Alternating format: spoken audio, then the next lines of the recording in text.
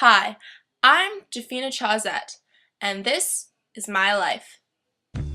When April comes, and with it the gross yucky rain, you know that the kids will come running. Now why would that be? Well, spring break, our saving grace, has finally come to an end. And soon, the bell rings. And it's finally time to go. Time to go forward on our pilgrimage of learning. And hopefully do okay with it too. Onwards, us teenagers go to our very own high school, otherwise known as Canterbury High. So, it all begins. Most of the time, we're all on separate journeys. We're all unique, different people. But when we all hear the bell go for lunch, and we all head towards the cafeteria, or the tavern, as I call it, we all seem to come together, united in this one place. Well, sort of. Out of all these people, who am I, you ask?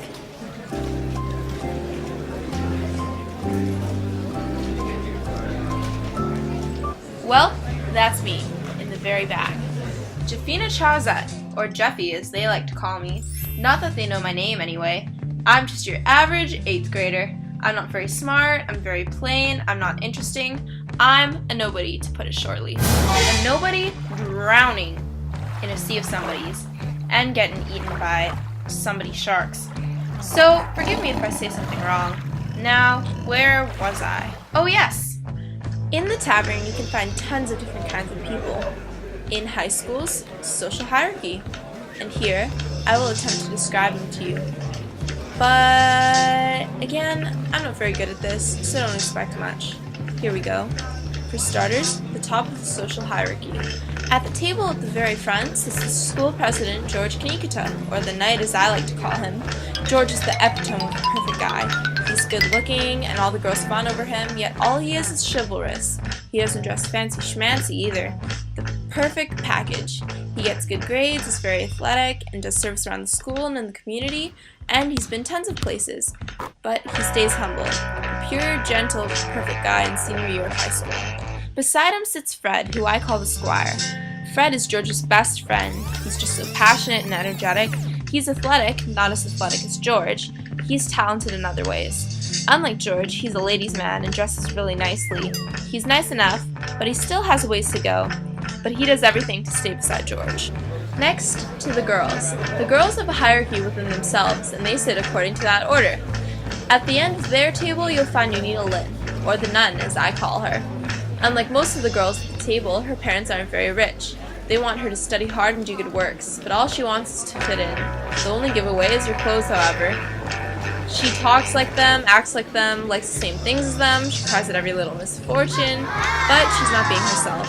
Why does she try so hard to fake someone she's not?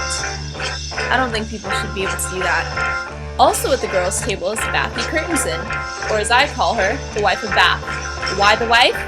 Let me tell you, she's been tons of places. And I'm not just talking about cities. She's loud, sociable, talks to anyone, she wears red and only red. Loud like a personality. She's easily the love guru of the school. Knows who's with who, and through experience, how to fix a broken heart. Now that we're done the top tables of Maslow's social hierarchy, we'll move on to the lower levels. Here we have Mitt Munkerson, or the monk as I like to call him. He's really smart, and dresses kind of nerdy, so you'd think his personality would fit his appearance. But, on the contrary, he's a manly man.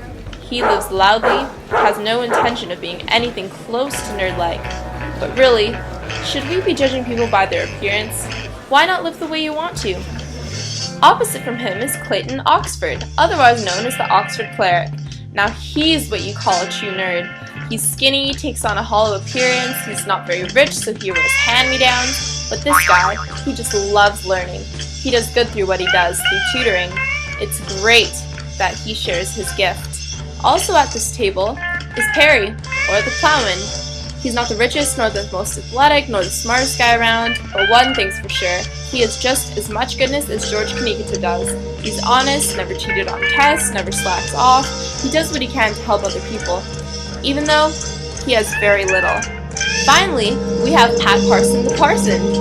Everyone knows that when he grows up, he wants to be a priest, and he's not just all talk, he walks the walk too. He's a great model person. He gives good advice, he makes do with what he has, he goes to Mass every Sunday like a good Catholic, and he's generally just a noble human being, compared to some people. Like Ferdy, for instance. Ferdy's is here with all the other not-so-nice people you can find here at Canterbury High. Ferdinand, or the friar as I call him, is an advice guru, the cheating kind. He's supposed to be a big brother for kids in elementary school to show them the ropes and make sure they fit in and stuff, but he's definitely unqualified. He says he's volunteering and giving the money he earns from this to charity, but you can definitely tell by the new clothes he wears every week that the money's not going there.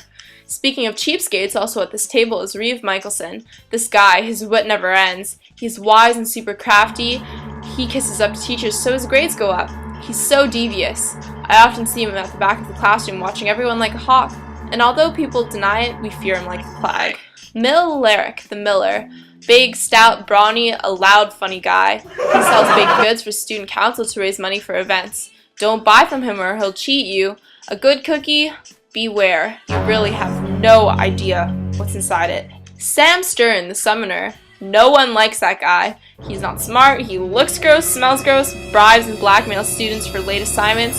Stay away from that guy. If the smell alone can't convince you, try the carbuncles on his head. Yes, I said carbuncles. They're as unpleasant as they sound. Ugh. Lowest of the low, Perkins the partner, possibly the greediest man in the history of the world. He has this goat voice and gives everyone the chills. He sells fake answer keys, fake notes, fake textbooks. Everything is fake, but he puts on this huge show of being smart to give his merchandise credibility, but everything is just a scam. So there, you have it. My life during lunch at the tavern, or the cafeteria. But who calls it that anyway? I am just a pilgrim, like everyone else, on our journey of learning at Canterbury High. The quest? To find fulfillment in a high school diploma, to get good grades, share our tales, and maybe, just maybe, find our role in life. Like I said, we're all very different people, from very different places, with very different opinions and very different personalities. But here, on our journey, we're equals, wandering to find where we belong, to find our path in life. I know I'm still learning. I'm not very good at anything. I, personally, have tons to improve upon, to grow upon. Maybe Canterbury is where it'll all happen. Maybe as we journey together, we'll grow even more united than before. You never know, a lot can happen on a pilgrimage. Every day is a memorable moment, and when we reach the end of our journey and take part in graduation, with the whole thrill of things, it's not the end. It may be the end of our high school career, but if there's one thing I've learned, the end is only the beginning.